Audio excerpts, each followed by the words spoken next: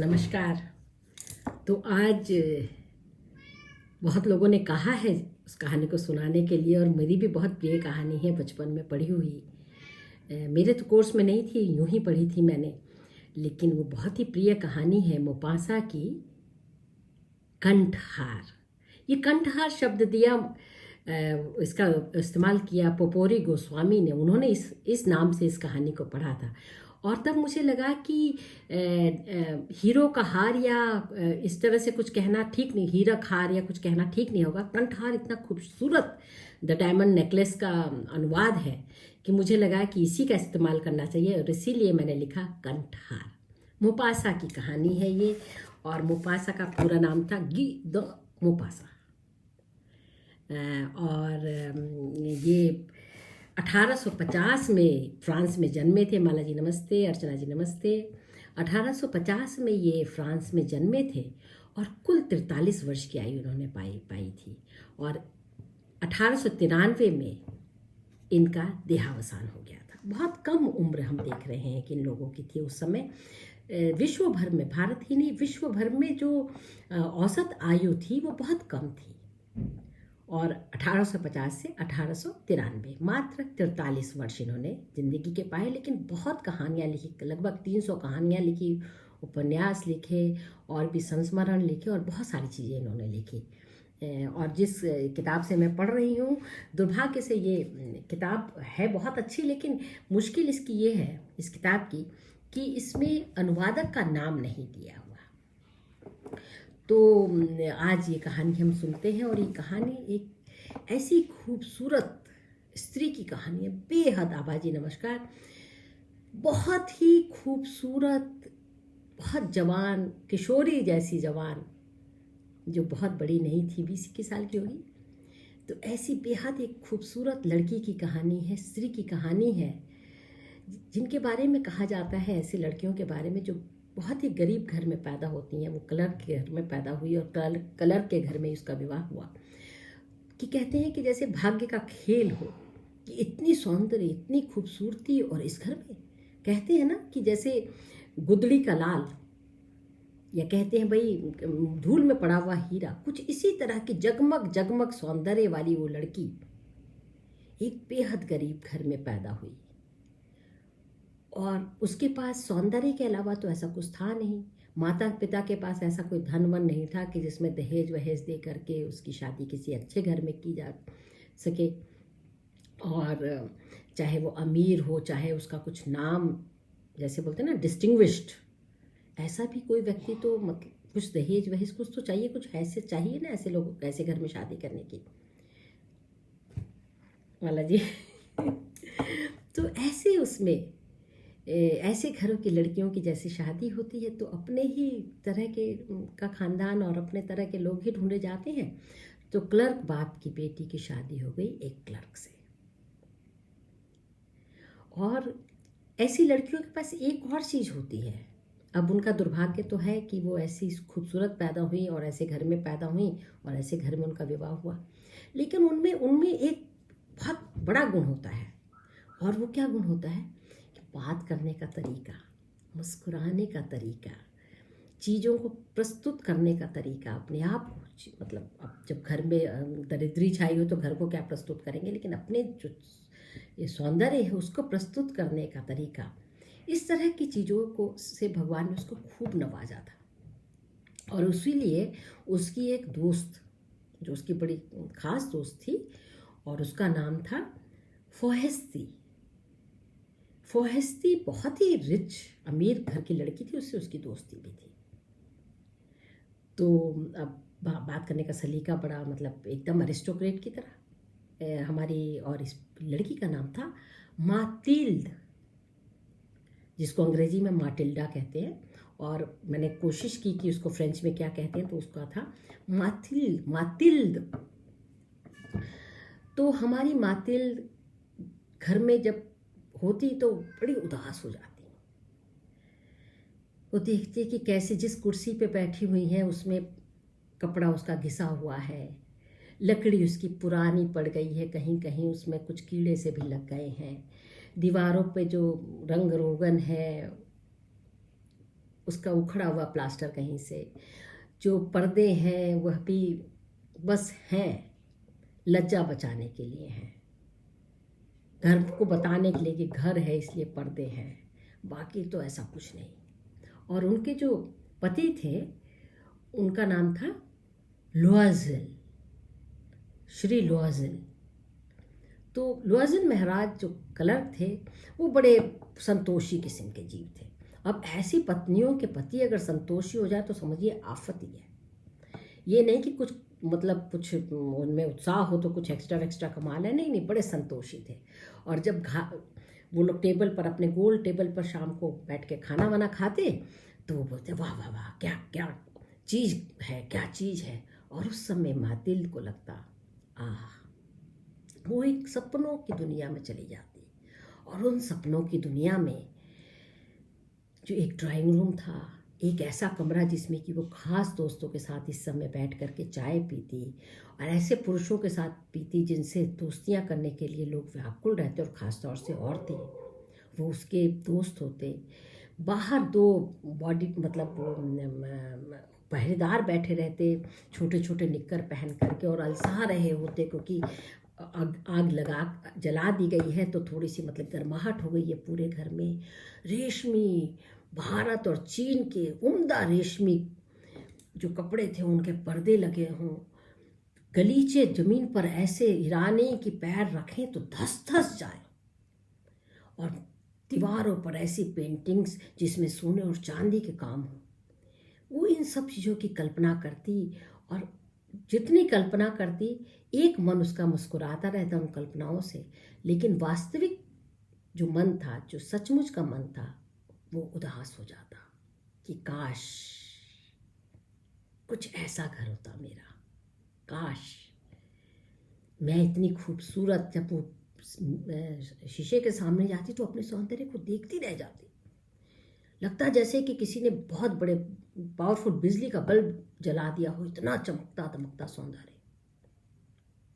लेकिन अब क्या किया जाए, सौंदर्य अपनी जगह और जीवन की वास्तविकता अपनी जगह, जिसे गरीबी तो नहीं कह सकते हम, इसको गरीबी नहीं कहते, क्योंकि जो रेशमी पर्दे वर्दे की जो कल्पनाएं हैं उसके सामने ये गरीबी है। लेकिन खाता पीता तो परिवार था ही, वो खाते पीते लोग तो थे ही। क्लर्क ऐसा भी नहीं होता कि ऐसा नहीं कमाता कि खिला पिला ना सके अपनी पत्नी को, कभी कभार गिफ्ट वगैरह ना दे सके या कुछ बचत ना रखे, ऐसा नहीं होता है। आखिरकार कमाऊ लड़का था वो। एक दिन जो हमारा लोआज़ेल है वो आया, बहुत खुश हुआ, एकदम चमक रहा था उसका चेहरा उस दिन। वैसे वो बड़ा साधारण दिखता था, और घर में आकर के वो अपने अच्छे कपड़े उतार करके रख देता था और ऐसी गंजी वंजी पहन करके घूमता रहता था कि भाई कपड़े बचे, अच्छे वाले जो कपड़े हैं वो ऑफिस के लिए और बाहर जाने के लिए बच जाए। तो आया और उसके चेहरे पर तो जैसे बल्ब जल रहा। तो उसने, हमारी मातृ ने कहा, क्या भाई क्या बात है, आज बड़े खुश नज़र आ रहे हो। तो है ही बात खुशी की, तुम गेस करो। उसने कहा कि क्या गेस करूं, बहुत उदासी होगी कि क्या गेस किया जाए, इसकी खुशी तो छोटी छोटी चीज़ों से हो जाती है। ये रोज़ ऐसा साधारण सा मैं सूप बना देती हूँ, उसी को वाह वाह करता रहता है और बोलता रहता है क्या खाना मिला क्या खाना मिला, इसको तो कुछ मालूम ही नहीं है, ना इसकी इच्छाएं कुछ है। उसने कहा मैं क्या गेस करूँ, तुम बताओ ना। तो उसने एक बड़ा सा खूबसूरत सा कार्ड उठा करके उसके हाथ में दिया। तो उसने कार्ड को देखा और निकाल करके पन्ना ऐसे करके जब पन्ना निकाला और पढ़ा तो पता चला कि बहुत ही तो शानदार कार्ड और बड़े सुंदर सा पन्ना, उसमें से गोल्डन सा निकला। और उसमें लगा, पता चला कि जो उनके कमिश्नर साहब हैं उन्होंने एक दावत पर, एक डिनर पर दोनों पति पत्नी को अपने घर पे बुलाया है। उसने कार्ड पकड़ा और यूं करके फेंक दिया टेबल पे। इसका क्या करूं मैं, तुम खुश नहीं हुई? अरे इस कार्ड के लिए तो इतनी मारा मारी थी, बड़ी मुश्किल से, हमारे जैसे पदों पर तो मिलता भी नहीं है, बड़ी मुश्किल से जुगत भिड़ा के लाया हूँ तुम्हारे लिए, खाली तुम्हारे लिए, कि तुम खुश हो जाओ कि वहाँ तुम्हें ऐसी चीज़ों का शौक है ना, इसलिए मैं ले आया। तुम क्यों ले आए इसको, क्या करूँ अब? मैंने कहा क्या हुआ? तब तक आंखों में से 2 बूंद आंसू उनके गुलाबी सुंदर गालों से उतरते हुए उनके होठ के यहाँ पर आकर के एक इधर और एक इधर टिक गया। 2 बूंद आंसू हमारे मातेल के। एकदम आंसू देख करके उसने कहा, तुम रोने क्यों लगी मातिल, क्या हुआ डियरी, क्या हुआ तुम्हें डार्लिंग? तो उसने कहा कि तुमने ये नहीं सोचा कि वहाँ पर मैं पहनूंगी क्या, मेरे पास तो कोई ऐसे कपड़े भी नहीं है कि इतने बड़े भोज में जाऊँ और मैं पहनूं। अब इसको लगा कि हो ये तो मैंने सोचा ही नहीं था। लेकिन जैसे कि होता है और कुछ कहा ही जाता है और कह ही दिया जाता है। बोलते क्यों, तुम्हारी वो फ्रॉक तो बहुत खूबसूरत है जिसे पहनकर तुम मेरे साथ थिएटर जाती हो, सब लोग तुम्हें को देखते रहते हैं, तुम उसको पहन लेना और क्या, इतनी खूबसूरत लगती हो, तुम्हें क्या साज सज्जा की जरूरत, भगवान ने तुम्हें इतना सौंदर्य दिया है, इतना सुंदर बनाया है, तो तुम्हारा सौंदर्य ही तुम्हारा सब गहना और सब कपड़े हैं। अब एक बूंद और निकला बाएं आंख से गिर गया। तुम क्या सोचती हो कि जो मैं तुम्हारे साथ थिएटर में पहनती हूँ वही पहन करके मैं इतने बड़े आयोजन में जाऊंगी? वहाँ कई तरह के लोग आएंगे, औरतें क्या क्या नहीं पहनने होंगी और कैसा कैसा तो होगा वहाँ, और तुम सोचती हो कि मैं ये करूँ? उसने कहा अच्छा, तो मैंने सोचा नहीं था। ऐसा करते हैं कि तुम्हारी एक ड्रेस कितने की आएगी? मातिल्द ने कहा, थोड़ी सी उत्साहित हुई, बड़ा सोचा।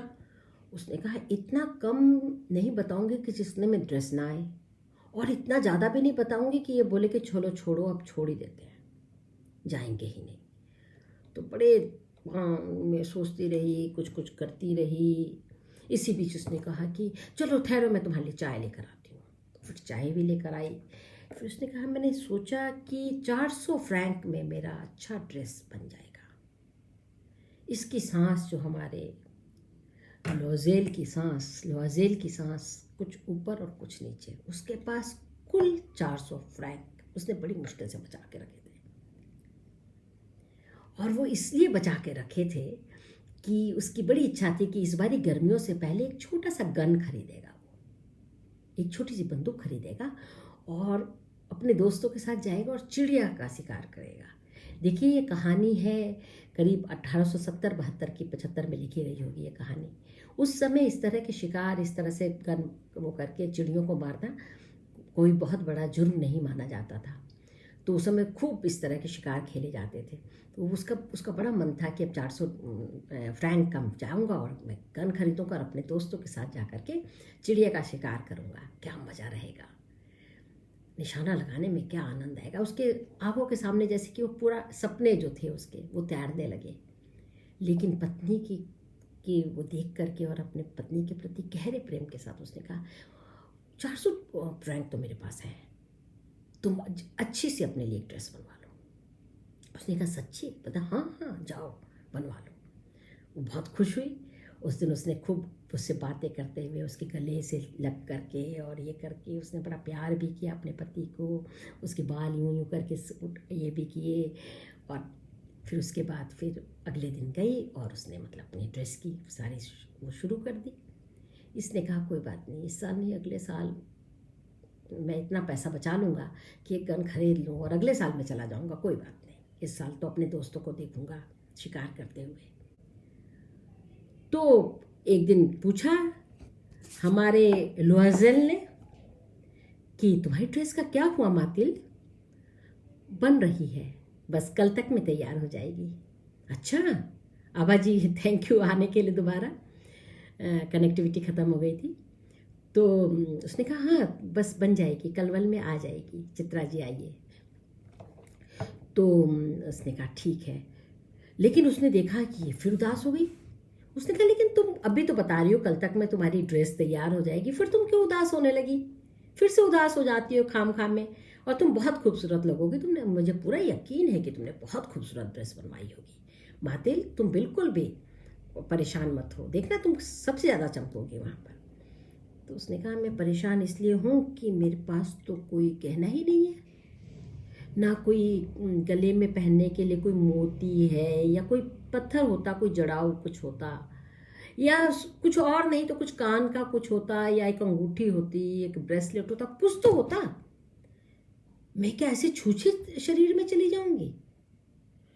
तो उसने कहा अरे इसमें क्या बात है, तुम इतनी प्यारी हो, तुमने खास ड्रेस भी बनवाया होगा नया नया, ऐसा करेंगे 10 फ्रैंक के 2-3 बहुत सुंदर गुलाब आ जाएंगे, और इस समय मौसम भी गुलाबों का है, बड़ा वसंत है इस समय, तो गुलाब जब आ जाएंगे तो तुम गुलाब लगा लेना अपने आप गुलाब सर में। और जैसे तुम तो जानती हो तुम्हें कैसे करना है, तुम्हें मैं थोड़ी बताऊंगा, तुम तो कईयों को खुद सिखा दो कि कैसे तैयार होना चाहिए।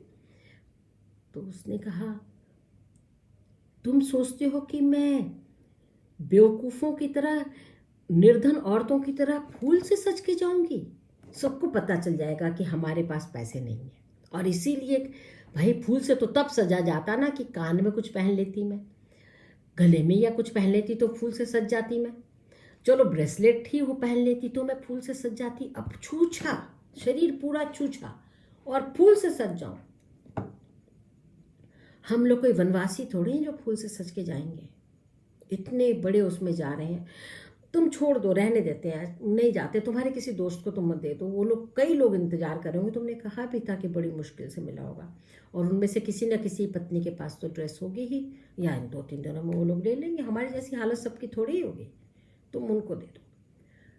उसने कहा, नहीं तुम बात बात पर ये बात क्यों कहती हो कि दे दो, किसी को दे दो, मैं तुम्हारे लिए लेकर आया हूँ खास तौर से ये जो निमंत्रण है, और तुम ऐसी बात करके मेरा दिल दुखा देती हो।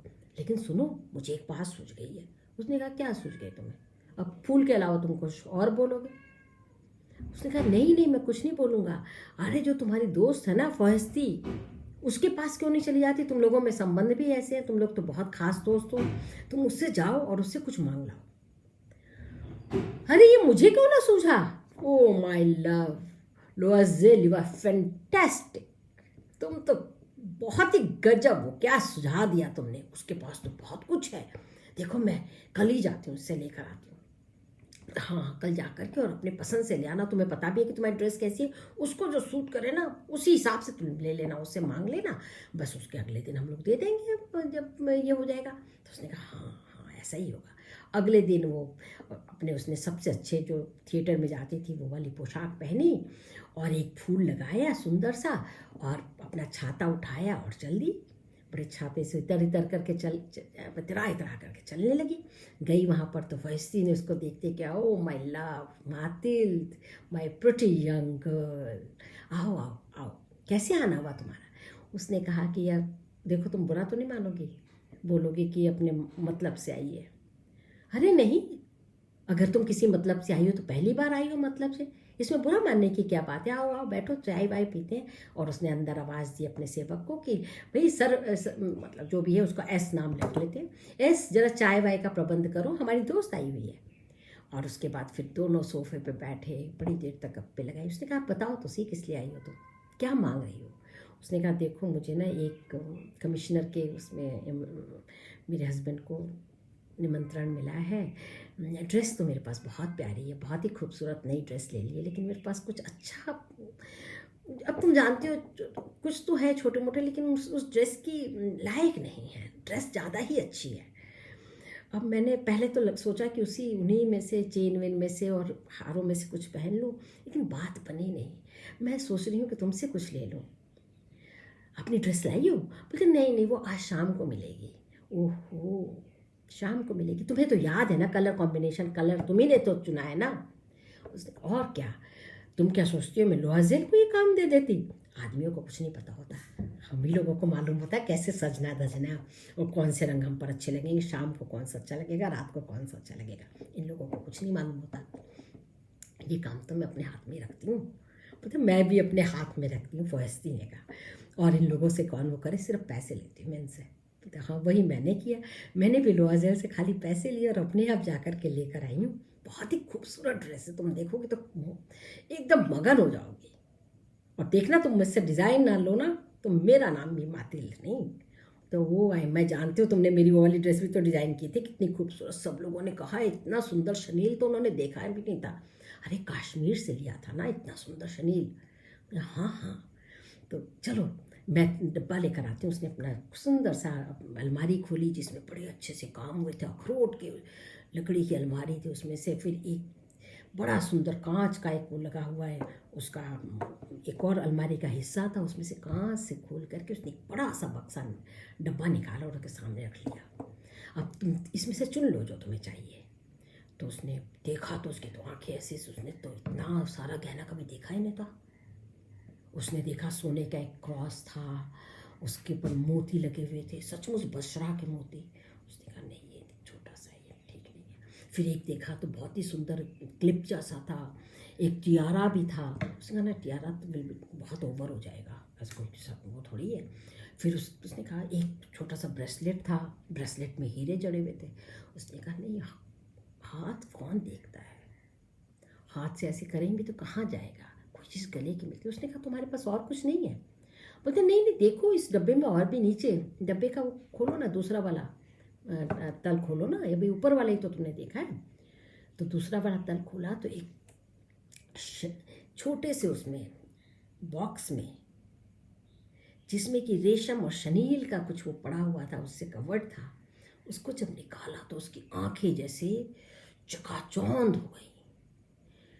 डायमंड का एक हार रखा हुआ था उसके अंदर। उसने कहा, उसने उठाया और अपने गले में लगाया और जा कर के देखा, वो अपने आप को पहचान नहीं पाई, इतनी सुंदर। ऐसा लग रहा था जैसे कि वो हार उसी के लिए बना हो, उसी के गर्दन के लिए बना हो। उसने फाहिस्ती की तरफ देखा, फाहिस्ती की गर्दन थोड़ी सी दुबली थी, वो हार लटक लटक जाता, ये तो ऐसी फिट हो रही थी जैसे उसी का नाप लेकर बना हो। वो थोड़े संकोच में पड़ी। फिर उसने कहा नहीं, मैं पूछ ही लेती हूँ। उसने कहा पता नहीं डायमंड है, देगी कि नहीं देगी। इस फाहिस्ती में ये ले लूँ, यही वाले चाहिए बस एक। हाँ हाँ बिल्कुल ले जाओ, क्यों नहीं, तुम पर फब भी बहुत रही है, लाओ लाओ मैं तुम्हें ठीक से पहना करके दिखाऊं। तो फाइसी ने पीछे से उसको बकल वकल लगा करके बढ़िया से पहना दिया उसको। अब तो ये इसका मन ही ना करे कि शीशे के सामने से हट जाए, मन ही ना करे। 1 मिनट 2 मिनट, उसके बाद फिर उसने धीरे से निकाला और उसको अंदर पैक किया। और इसने कहा कि वो सोचेगी कि देखो ऐसे लेकर के बैठ गई जैसे इसने कभी देखा ही ना हो ये सब चीज़। पैक किया और उसने कहा कि ठीक है, थैंक यू मैना, थैंक यू, तुम बहुत प्यारी हो, मैं तुम्हें लौटा दूँगी इसको। उसने कहा हाँ हाँ, वो तो मुझे मालूम है तुम लौटा दोगी, जाओ मज़े करो। तो आ गई। और उसके बाद वो दिन आया, वो शाम आई, दिन कहाँ, शाम आई, जिस शाम को पति पत्नी को जाना था कमिश्नर के यहाँ पार्टी में। तो ये तो अपने जल्दी जल्दी तैयार हो गए, इन्होंने अपनी बोटाई वोटाई लगा ली। काले रंग का एक सूट था जो उन्होंने शादी में ख़रीदा था, अभी शादी को भी कई साल हो गए थे लेकिन फिर भी फिटफाट थे अभी भी। तो वो काले रंग का वो पहना, अपना कोट पहना, सूट पहन लिया वाइट कलर का वो, और बो टाई लगा करके लाल, और उसका तैयार, अपने बाल भी संवार लिए उन्होंने फटाफट। तो इनकी तैयारी ही ना पूरी हो, कभी ब्रश करें, कभी कुछ करें, कभी वो। अब जब उन्होंने हार पहन करके शीशे के सामने खड़ी हुई तो हमारे लुआज़ेल उनको देखते रह गए। उन्होंने कहा क्या नायाब चीज़ तुमने चुनी है, क्या नायाब लग रही हो तुम, तो बहुत हीरा ही हो तुम, तो ये हीरा तुम्हारे लिए ही था, और मेरी पूरी कोशिश रहेगी कि तुम्हें एक हीरा ला करके ऐसे ही हीरा बनाऊंगा तुम्हें। बस उस दिन मन में आया लुआज़ेल के कि उसे कुछ काम करके अपनी पत्नी के सौंदर्य के हिसाब से कुछ कपड़े उपड़े और कुछ गहने वहने खरीद करके देना चाहिए उसको। उस दिन उसको लगा कि हाँ मेरी पत्नी इसी लायक है, इसी लायक है, वो बहुत खूबसूरत है। फिर वो चली, और जब वो प्रवेश किया उन्होंने जहाँ पार्टी हो रही थी, तो सबकी निगाहें मातिल पर। सारे पुरुष इच्छुक हों कि किसी तरह उससे परिचय हो जाए, और जैसे पता चले कि वो लुआज़ेल की पत्नी है, वो मैडम लुआज़ेल है, तो ईर्ष्या भी हो कि लोग कंगले के पास हीरा। औरतें इतनी विक्षुब्ध हो गईं और इतनी जल भुन गईं कि मैं क्या कहूँ। कुछ तो उसी समय चली गई वापस अपने आप को दोबारा से तैयार होकर के आने के लिए कि लो, इसने तो सारा का सारा शो ही लूट लिया, सारा नज़ारा लूट लिया इसने तो।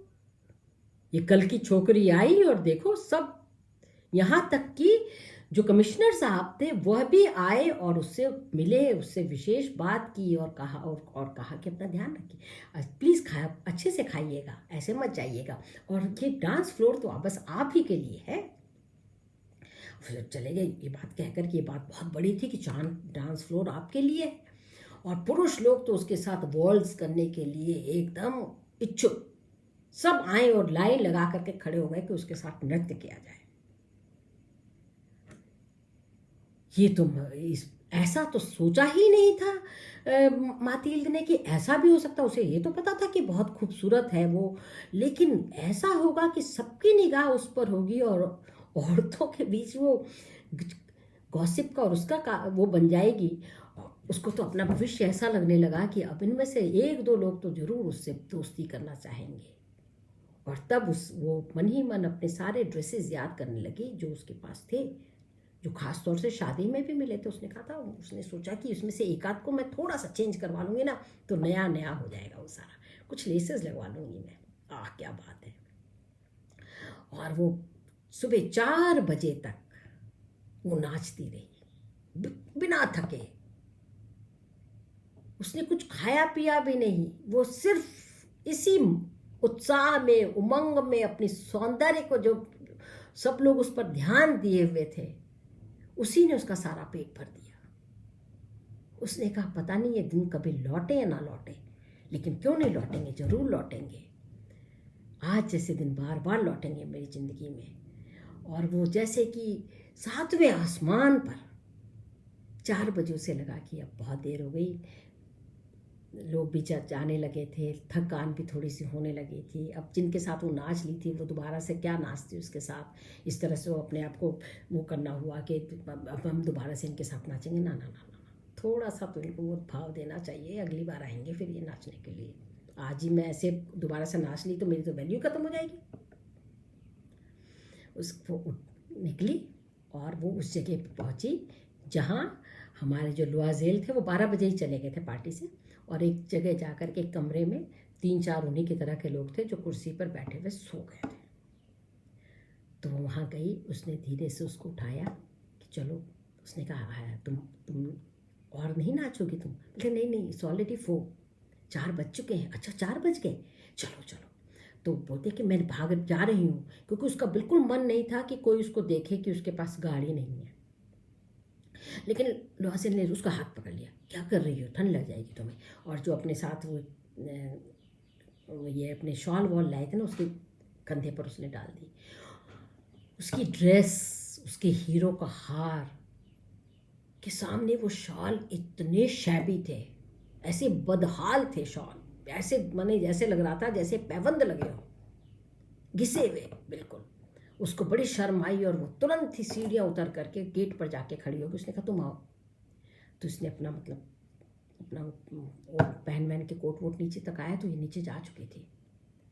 वहाँ पर इन लोगों ने कोशिश की कि इन्हें कोई टैक्सी मिल जाए, लेकिन कोई टैक्सी नहीं मिली। तो बड़े दांत किटकिट होने लगे, इतनी ठंड हो गई थी। रात को तो ठंड हो ही जाती चाहे वसंत हो। फ्रांस से आके तो मतलब वो चलने लगे। बहुत दूर उनको एक गाड़ी दिखाई दी, तो वहाँ तक जब चल के पहुँचे तो बड़ी पुरानी दुरानी गाड़ी थी। ऐसी गाड़ियाँ दिन में नहीं पेरिस में दिखाई देती। ऐसी गाड़ियाँ बिल्कुल जब रात ढलने लगती है तब बाहर निकलती हैं, ऐसे जैसे कि अंधकार का मतलब उन्होंने अंधकार का अपना वो ओढ़ रखा हो, लबादा ओढ़ करके छिपते विपते निकलती हैं, कोई देख ना ले, ऐसी गाड़ियाँ थी वो। खैर एक गाड़ी में बोल करके ये लोग अपने चढ़े, दोनों पति पत्नी, और अपने घर के बाहर एक ऐन दरवाजे पर उसने गाड़ी रोक दी। पत्नी के उसमें था कि ओहो फिर से उसी गरीबी में आ गई मैं, अभी कहाँ थी मैं, स्वर्ग जैसी सुंदर जगह से, क्या जगह थी, क्या समय था, अब फिर वही रूटीन। पत्नी ये सोचती हुई सीढ़ियाँ चढ़ गई और कमरे के अंदर दाखिल हुई। पति ये सोचते हुए सीढ़ियाँ चढ़ करके तुरंत उसने अपने कपड़े बदलने शुरू किए कि कुछ भी हो, कैसा भी समय हो, सुबह 10 बजे मुझे ऑफिस में होना है, 10 से मैं लेट नहीं हो सकता। और कमिश्नर को तो पता है कि रात को पार्टी में आया था मैं, तो बहुत बुरा लगेगा। तो उसको लगेगा कि अपनी पत्नी के पोते ये उड़ने लगा। तो वो जब इसने हमारी मातेल ने सोचा कि एक बार तो उसको देखना चाहिए ना अपना चेहरा, एक बार आखिरी बार देख लेना चाहिए, कल तो उसको हार लौटाना है। तो गई, उसने अपना हटाया, शॉल अलग किया और शीशे के सामने खड़ी हुई। शीशे के सामने खड़ी होते ही, लोज़ेल इधर आओ, पसीने पसीने बैठ गई। क्या हो गया, तुम्हारी तबीयत ठीक है? ऐसी पीली क्यों पड़ गई तुम, क्या हो गया? बताओ तो सही, तुम्हारी आवाज क्यों नहीं निकल रही? आंखों से आंसू। क्या कहूं मैं, मैडम फॉस्टी का हार नहीं है। हार नहीं है माने, ये देखो यहीं कहीं गिरा होगा, बेकार तुम तो ऐसे ही डर जाती हो, घबरा जाती हो, तुमने देखा?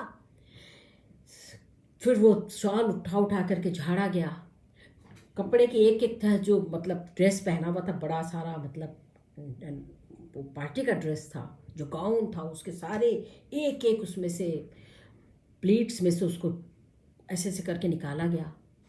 हार कहीं नहीं था। जमीन पर, बिस्तरे के नीचे, उसके पास, सब जगह, सीढ़ियों पर दौड़ के गई, वहां पे नहीं था। तुमने आखिरी बार उसे कब देखा था? जब मैं वहां से लौट रही थी डांस करके। मैं तुम्हें सच बता रही हूँ, मैंने उसको महसूस किया था, मैंने ऐसे महसूस किया था, वो गले में था, मुझे अपने इस कॉलर बोन पर मैंने महसूस किया था उसे, ऐसे करके जैसे हम अपनी चेन भी महसूस करते हैं ना बार बार। सचमुच, हाँ सचमुच। तो या तो गाड़ी में गिरा होगा या सड़क पर गिरा होगा, अगर तुमने वहां तक महसूस किया। मैं जाता हूँ। उसने लबड़ दबड़ जो भी कपड़े सामने दिखे वो फिर से पहने, कोट उठाया उसको पहना, ओवर कोट उठाया उसको पहना, दौड़ता हुआ बाहर। अच्छा फिर वो दरवाजा, सुनो सुनो, तुम्हें याद है गाड़ी का नंबर? तुमने नोट नहीं किया था? नहीं, तुम कोई भी कुछ भी याद हो? बोलते नहीं, मुझे तो कुछ भी याद नहीं है, मैं तो सिर्फ बैठ गई थी तुम्हारा हाथ पकड़ के। अच्छा अच्छा, चिंता मत करो, तुम बैठो बैठो, मैं ढूंढ के लाता हूँ। सड़क पर इधर से उधर, इस तरफ चले होंगे, शायद इस तरफ चले होंगे। अच्छा हो सकता है ये देखो ना, कुछ पड़ा हुआ कागज इसके नीचे। अरे ये थोड़ी सी वो हल्की सी दबा हुआ लग रहा है ये, उसके नीचे। वो सीढ़ियों पर एक बार जाकर के देखूं, लेकिन दरवाजा बंद है, अब तो सीढ़ियों पर वापस नहीं जाया जा सकता। पुलिस स्टेशन में रिपोर्ट लिखवाऊंगा, लिखवाई गई। एक इनाम की घोषणा की गई कि अगर कोई ला करके दे दे तो इनाम दे देंगे, कुछ इनाम भी दिया जाएगा लाने वाले को। और ये सब कर करा करके उस सर्दी में भी पसीने बहाता हमारा लोआजेल, अपनी उम्र से 5 साल बड़ा दिखता हमारा लोआजेल, जब घर वापस पहुंचा तो 7 बज चुके थे। और ये अपने कुर्सी पर बैठी हुई बिस्तर पर ऐसे सर रखे, आंसू बह भी रहे और नहीं भी बह रहे, और दिल धक धक धक धक, चेहरा सफ़ेद। मिला कुछ नहीं, लिखवा तो दिया, शाम तक हो सकता कुछ मिल जाए। मैंने इनाम भी कह दिया है कि इनाम दे देंगे। और मैं इसका क्या करूं, कैसे बताऊं फहस्ती को? तुम उसको चिट्ठी लिखो, चलो मैं लिखवाता हूँ, तुम चिट्ठी लिखो कि कल उतारते समय हार का पीछे का जो खूंटा है जिससे लगाते हैं वो टूट गया है, मैं उसको ठीक करवा करके तुम्हें दे दूँगी, और जल्दी ही दे दूँगी, चिंता मत करो। चिट्ठी लिखवा करके अपने हाथ से उसने पोस्ट किया जाते दफ्तर जाते हुए। और वो दिन शाम तक कैसे कटा किसी को उनको पता नहीं चला। शाम को जब दफ्तर से लौटा, अस्त व्यस्त, नहीं मिला।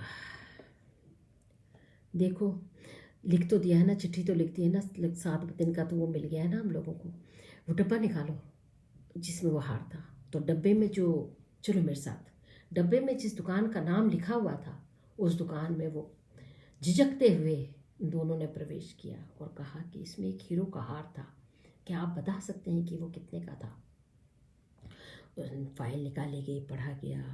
उसने कहा देखिए ये हार हमारी तरफ से नहीं लिया गया, हमारी दुकान से नहीं आया, ये डब्बा ज़रूर हम लोगों ने उनके लिए तैयार किया था, ये मेरी दुकान का डब्बा है, मैंने उनके खास उस पर तैयार किया था, लेकिन हार हमने नहीं बेचा, कहीं और से ख़रीदा होगा उन्होंने हार। ठीक है, अगली दुकान, अगली दुकान, अगली दुकान, अगली दुकान, एक बहुत बड़े जो बिल्कुल नीश, जो क्राफ्ट्समैन की जो दुकान होती है, नीश जगहों पर जैसे ज्वेलरीज मिलती हैं एकदम, जैसे कि तानिश का ज़ारा होगा या कुछ होगा, इस तरह की जो ज्वेलरीज हैं खास, वैसी एक दुकान में वो लोग पहुँचे और उन्होंने कहा कि एक हार, हम हीरो का हार चाहिए जिसमें सारे गले भर में हीरे लगे हुए हैं, तो क्या आपके पास है कोई? तो उन्होंने कहा कि ये एक है हमारे पास, लगभग वैसा ही। तो एकदम उछल पड़े, अरे देखो हमें मिल गया, अब हमारी बेइज्जती नहीं होगी। बड़े डरते डरते पूछा कितने का? 40,000 फ्रैंक। इतने सुंदर हीरे हैं और your wife is so beautiful magnificent, उनके गले पे तो एकदम शोभ जाएंगे, शोभा हो जाएगी उनके गले की। तो मैम आप ही के लिए बनाए हैं ये हीरे। मैम ने धीरे से मुस्कुराई, चेहरे पर कोई रंग नहीं आया उनके। एक दिन पहले की बात होती तो क्या बात थी, चेहरे पर कोई रंग नहीं आया। कुछ तो दाम लगाइए, अब आप कह रहे हैं, आप जैसे कनासा यहाँ आए हैं, 36,000 फ्रैंक फाइनल, हमारी तरफ से फाइनल रेट है भाई, 36,000 फ्रैंक में हम आपको दे देंगे। ठीक है, 36,000 फ्रैंक, 3 दिन का समय दीजिए, इसको किसी को मत बेचिएगा, 3 दिन में हम आकर के आपको ले लेंगे, प्लीज़ किसी को मत बेचिएगा। और हमारा एक हार दरअसल खो गया है, अगर वो मिल जाता है तो तब आप 34,000 में इसे हमें बेच दीजिएगा, 34,000 में ले लूँगा वापस में। अब 2,000 तो समझ ही रहे हैं आप। हाँ हाँ ठीक है, मिल जाएगा आपका हार, मेरा हार तो मैं आपको 34,000 मैं मानता हूँ, 34,000 में हो जाएगा शब्द। ठीक है, चले गए, यहाँ से कर्जा वहाँ से कर्जा, और अचानक याद आया हमारे लुआज़ेल को कि उनके पिता ने 18,000 फ्रैंक उनके नाम पर वसीयत में छोड़े थे। तो उन्होंने वो 18,000 तो मिले, अब 18,000 और 18,000 फ्रैंक के लिए कहाँ नहीं उन्होंने प्रॉमिसरी नोट भरे, कहाँ से उधार लिया, एक से किसी से 500, किसी से 100, किसी से 200 करके तीसरे दिन उनके पास 36,000 फ्रैंक हो गए। और इन 3 दिनों में हमारी जो मातिल्द थी वो अपनी उम्र से 5 साल बड़ी, और हमारे जो लुआज़ेल थे वो 10 साल बड़े हो गए। लेकिन तीसरे दिन जा कर के उन्होंने वो हार, डायमंड का हार लिया, उसी डब्बे में उसे पैक किया, और अगले दिन वो गई लौटाने। तो फ़ोहिस्सी ने कहा इतने दिन कर दिए तुमने, और अगर मुझे ज़रूरत होती तो ऐसा तो नहीं करना चाहिए था तुम्हें। ये बस ये भगवान से यही मना रही और उसका हाथ पकड़े हुए कि इस डब्बे को खोल ना ले और इसे ये ना पता चल जाए कि हार बदल गया है।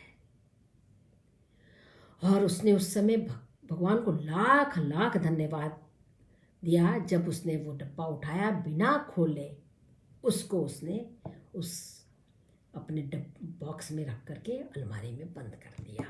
बैठो बैठो, चाय, फ़ोहिस्सी ने कहा, चाय वाय ने, मातिल्द ने कहा नहीं चाय वाय नहीं, छोड़ो, आज बहुत देर हो रही है मुझे। कैसा रहा तुम्हारा? बहुत अच्छा बहुत अच्छा, आगे बताती हूँ ना किसी दिन, बहुत मज़ा आया, थैंक यू एक बारी फिर से हार के लिए यार, तुमने तो मेरा सच, सब लोगों ने इतना अप्रिशिएट किया कि मैं क्या कहूँ। अच्छा मैं चलती हूँ। उस शाम के बाद जिंदगी बदल गई। अब इतने पैसे कहाँ से चुकाए जाएंगे? जो नौकरानी थी एक, जो सारा काम करती थी, वो नौकरानी हटा दी गई। जिस अपार्टमेंट में ये रहते थे उस अपार्टमेंट को छोड़ करके ऐसे गली कूचे में एक छोटा सा कमरा उन्होंने ले लिया, जहाँ पर कपड़े बाहर रोड पर सुखाने पड़ते थे, और नीचे से जा कर के ऊपर तीसरी मंजिल में पानी चढ़ाना पड़ता था। जब सुबह उठ करके वो मातिल्द बाल्टी लेकर के पानी चढ़ाती तो एक एक सीढ़ी पर रुक करके सांस लेती।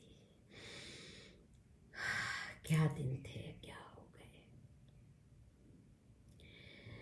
उसने कपड़े धोना सीख लिया, उसने खाना बनाना सीख लिया। उसके जो गुलाबी खूबसूरत नाखून थे जिसमें नेल पॉलिश लगाकर ऐसा लगता था जैसे गुलाब की पंखुड़ियों, नाखून नहीं, गुलाब की एक एक पंखुड़ी है। वो बर्तन माज करके वहाँ से कालिक छुटाते छुटाते घिस गए। हाथ मोटे हो गए, उंगलियां मोटी हो गई, मोटे मोटे कपड़े धो करके। अब वो बड़ी बाल्टी उठाती और ऐसे पानी डालती और यूं करके उसको पोछा लगाती। लेकिन काम तो करना ही था। वो जो 18,000 जो लिए गए थे उसको तो लौटाना था, उस पर सूद ऊपर से और जाने कितने हजार का सूद। हमारे जो लुआजेल था वह भी बेचारा दफ्तर से निकलता, एक जगह काम करता, उनकी वो कुछ किताबें सेट, लाइब्रेरी में जाकर किताबें सही जगह पर लगा देता।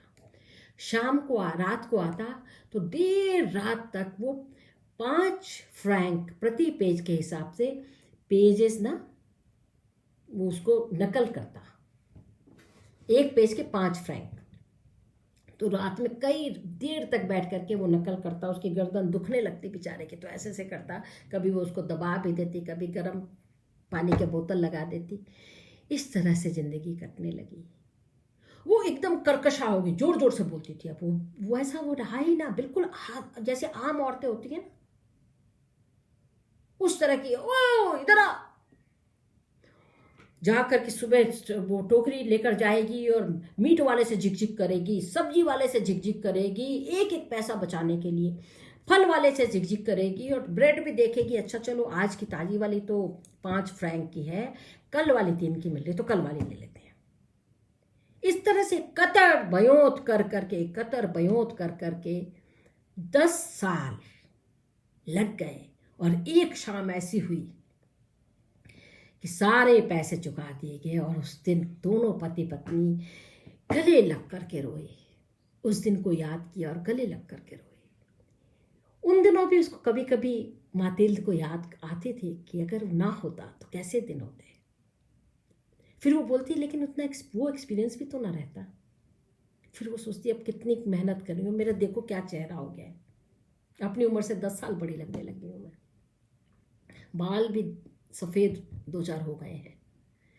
लेकिन जिस शाम को हुआ उस दिन मातिल्द ने अपने हाथ से फिर से बढ़िया सा खाना बनाया जैसा हो सकता था, और दोनों ने बैठ करके उस दिन बहुत दिनों बाद बैठ करके शांति से वाइन पीते हुए खाना खाया और छोटी छोटी बातें की कि चलो अब शायद कुछ बेहतर हो जाएगा, शायद हम अपने पुराने उसमें वापस लौट जाए।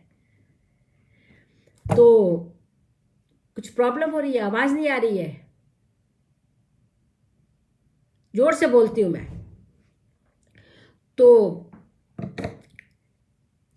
ये हुआ और उस दिन उन्होंने बैठ करके खाना खाया आराम से, थोड़ी देर वो खूब देर तक सुबह तक सोती रही। और अगले दिन त्योहार भी था। उसने कहा आज तो मैं घूमने जाऊंगी शाम को, 6 दिन इतना काम करते हैं तो एक दिन तो मुझे घूमना चाहिए। शाम को वो निकली, उसने कुछ बेहतर से कपड़े पहने और घूमने लगी, थोड़ा सा हवा वगैरह, पार्क में चली गई। और अचानक लगा कि वो एक औरत आ रही है जिसे वो जानती है। उसने गौर से देखा, उसके साथ उसका बच्चा भी था। और यह देख करके उसका दिल ना एकदम जैसे मन महसूस के रह जाता ना, वैसे मन महसूस के रह गया कि ये फोहस्ती थी उसकी दोस्त। और वो उतनी ही वैसी ही थी जैसे उसने 10 साल पहले देखा था, उससे ज़्यादा खूबसूरत, एकदम संतुष्ट अपने बच्चे के साथ चली आ रही थी। उसने उसको कहा जेनी। फोहस्ती ने देखा कि एक ऑर्डिनरी सी औरत उसको पुकार रही है। उसने कहा पता नहीं, तो कुछ मतलब शायद किसी ने गलती से पुकार लिया, नहीं तो इस नाम से मुझे जेनी के नाम से कौन बोलेगा, ज़्यादा से ज़्यादा बोलेगा मैडम फोहस्ती के नाम से बोलेगा। जेनी माने ये तो मेरा अपना नाम है, अब बहुत नज़दीकी ही बोल सकता है। तब तक ये चली गई मातिल्द उसके पास, जेनी। तो उसने कहा तुम कौन? मैंने तुम्हें पहचाना नहीं, आप कौन है? जेनी मैं मातिल हूं। तुम मातिल हो? तो क्या हो गया तुम्हें? ऐसी कैसी लग रही हो तुम? ओ माय गॉड, बीमार तो नहीं हो गई थी तुम? बहुत दिनों से देखा भी नहीं, 10 साल, कई साल हो गए। तो हाँ, 10 साल हो गए। ऐसे कैसे लग रही हो? बताओ बताओ, तुम लोग, तुम्हारे हस्बैंड का कहीं ट्रांसफर हो गया था क्या? कुछ प्रॉब्लम हो गई थी क्या? प्रॉब्लम तो तुम हो। मैं? हाँ, मातिल ने कहा, हाँ जेनी, प्रॉब्लम तो तुम ही से शुरू हुई। तुम्हें याद है पिछली बार जब मैं मिली थी तो मैं तुम्हारे घर में तुम्हें हार देने आई थी? तो हाँ हाँ, याद है मुझे। तुम उस डांस में गई थी, पार्टी में गई थी, उसके बाद तुम मुझे हार देने आई। उसके बाद मैंने तुम्हें जरूर नहीं देखो, राज देख रही हूँ। मैं तो बहुत हैरान हूँ, पता नहीं क्या हो गया। कुछ दिनों तक मैंने याद भी किया, फिर एज तुम तो जानती हो, बहुत सारी व्यस्तताएं रहती है, इतनी पार्टीज, इतने लोगों का आना जाना। फिर मेरा बेटा भी अब, हाँ देख रही हूँ, तुम्हारा बेटा बहुत प्यारा है, तुम्हारी तरह का है। तो हाँ, तुम क्या बोल रही थी कि मेरी वजह से? तो हाँ, पता है क्या हुआ था? क्या? वो जो हार लेके गई थी ना मैं तुमसे, हाँ, तुमने लौटा दिया था। क्या हुआ? पता है वो तुम्हारा हार खो गया था मुझसे, खो गया था। फिर फिर ये जो मैं 40,000 फ्रैंक से हम लोगों ने तुम्हारे लिए दोबारा से खरीदा था, तुम्हारा हीरो का हार था। तो 40,000 फ्रैंक? हाँ, दुकानदार ने 36,000 में हमें दे दिया था तो 40 का ही। 36,000 फ्रैंक में तुमने हार खरीद के मुझे दिया था? हाँ, और कितने में आता है हीरो का हार? ऐसे ही तो आता है। उफ,